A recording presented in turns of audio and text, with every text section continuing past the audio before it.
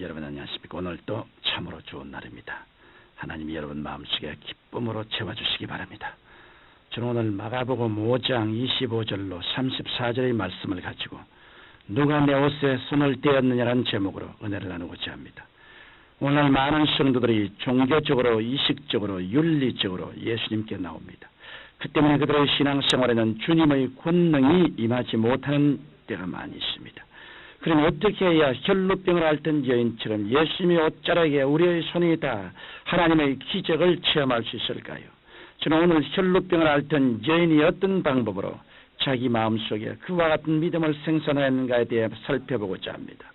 우리가 만일 혈루병을 앓다가 고침을 받은 그 여인에게 자매님은 어떻게 하여 예수님의 옷자락에 손을 댈 수 있었습니까? 라고 묻는다면 그는 틀림없이 다음의 5단계를 이야기할 것입니다.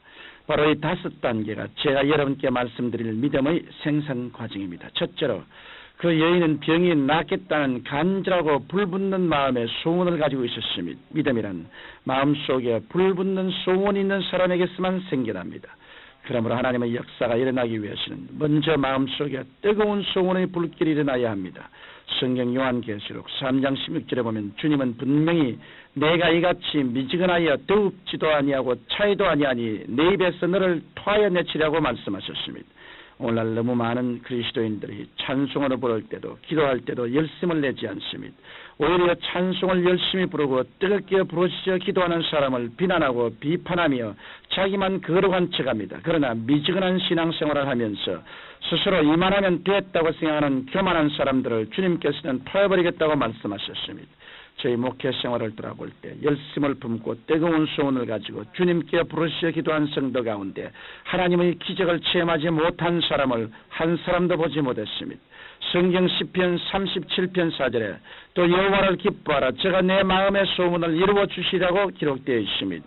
그러므로 하나님의 능력이 역사하도록 하기 위해서는 우리 마음속에 뜨거운 소원을 가져야 합니다. 이러한 뜨거운 소원이 없이는 하나님께로부터 아무런 은총과 축복도 받을 수 없는 것입니다. 둘째로 그 여인은 마음속에 치료에 대한 분명한 목표를 설정했습니다. 그 여인은 자기가 예수 그리스도께로 나아가서 그의 옷자락에 손을 대어 즉시로 건강을 얻겠다는 분명하고 뚜렷한 목표를 세웠던 것입니다. 우리 하나님께서는 목표도 방향도 없는 사람에게는 축복을 주시지 않습니다. 왜냐하면 목표가 없는 사람에게 축복을 주시면 목표가 없으므로 주신 축복을 낭비하고 말기 때문입니다. 그러므로 주님께서는 목표가 없는 사람에게는 아무 일도 행하실 수가 없는 것입니다. 오늘날 수많은 사람들이 인생에 실패하는 이유는 그들의 인생의 목표도 없이 살아가고 있기 때문인 것입니다. 그러므로 여러분들이 예수 그리스도를 통하여 하나님의 권세가 여러분에게 임하기를 원하신다면 먼저 여러분의 영과 마음과 몸을 한 초점으로 모을 수 있는 분명한 목표를 설정해야 합니다. 셋째로 그 여인은 자신의 고침받는 모습을 그려보았습니다. 저와 여러분들도 믿음을 개발하고 예수님의 옷자락에 손을 대어 하나님의 권능을 체험하기 위해서는 우리의 마음속에 그리스도를 만나고 변화된 모습을 분명하고 선명하게 그려야 합니다.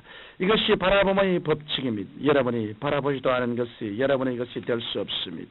하나님께서 아브라함에게 축복을 주실 때 창세기 13장 14절로 15절에 보면 너는 눈을 들어 너희는 곳에서 동서남북을 바라보라.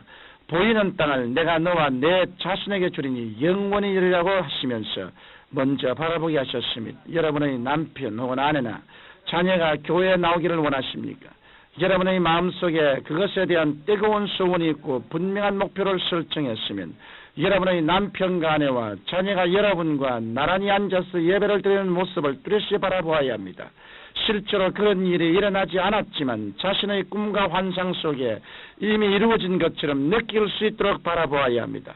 성경 사도행전 2장 17절에 말세 내가 내 영으로 모든 육체에게 부어주리니 너희의 자녀들은 예언할 것이요 너희의 젊은이들은 환상을 보고 너희의 늙은이들은 꿈을 꾸리라고 하였습니다. 환상과 꿈은 미래를 창조하는 기본적인 재료입니다. 꿈이 없는 백성은 망한다고 말한 이유도 여기에 있는 것입니다. 넷째로 그 여인은 꿈이 이루어질 수 있도록 믿음을 풀어놓는 순간을 만들었습니다. 혈루병을 앓는 여인은 뜨거운 소원을 가지고 목표를 분명히 하여 마음속에 선명한 꿈을 그리면서 꿈이 이루어질 수 있는 믿음을 풀어놓는 순간을 예수 그리스도의 옷자락에 손을 대는 순간으로 정하였던 것입니다. 많은 사람들이 소원을 가지고 목표를 명랑하게 설정하고 꿈을 그리지만 기도는 하지 않습니다. 그러나 여러분이 기도를 하지 않으면 여러분이 가진 꿈은 백일몽으로 변하고 맙니다. 꿈을 그리되 주님께 엎드려 철야기도 금식기도로 부르짖어 기도를 하면 여러분의 마음속에 불안과 공포와 의심이 사라지고 꿈이 이루어졌다는 확신이 뱃속에서 넘쳐나오게 됩니다. 이러한 확신을 갖는 순간이 바로 믿음을 풀어놓는 순간입니다. 혈루병을 앓는 여인이 예수님의 옷자락에 손을 대기까지는 몇 번이나 넘어졌는지 모릅니다. 그렇지만 중도에서 포기하지 않았습니다. 그 여인은 결심을 굽히지 않고 예수님의 옷자락에 손을 대어 믿음을 풀어놓는 위대한 순간을 만들었던 것입니다. 여기에서 우리들은 응답받는 기도의 비결을 배울 수 있습니다. 그것은 한두 번 기도하여 응답이 없다고 낙심하면 안 된다는 것입니다.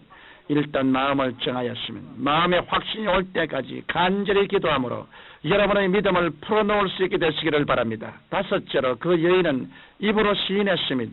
입으로 시인하는 것은 참으로 중요한 일입니다.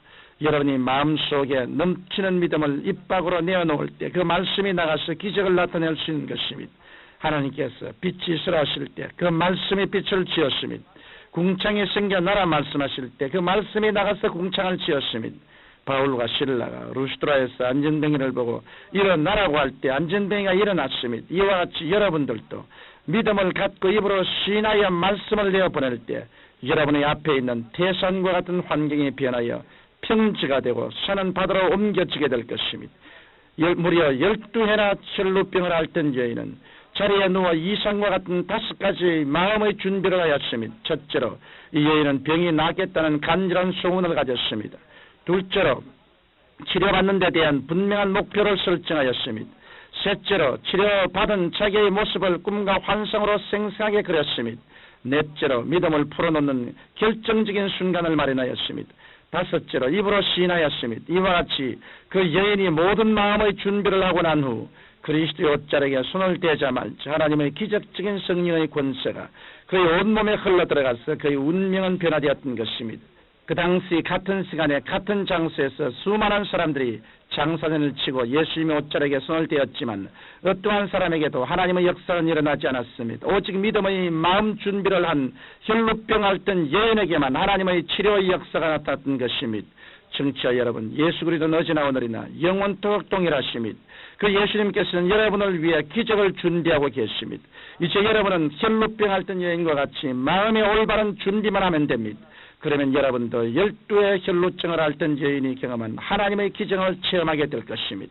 사랑하신 아버지 하나님, 모든 성도들이 믿음을 풀어놓을 수 있게 하여 주시옵시고 하나님의 능력을 받게 하여 주옵소서. 예수님 이름으로 기도합니다. 아멘.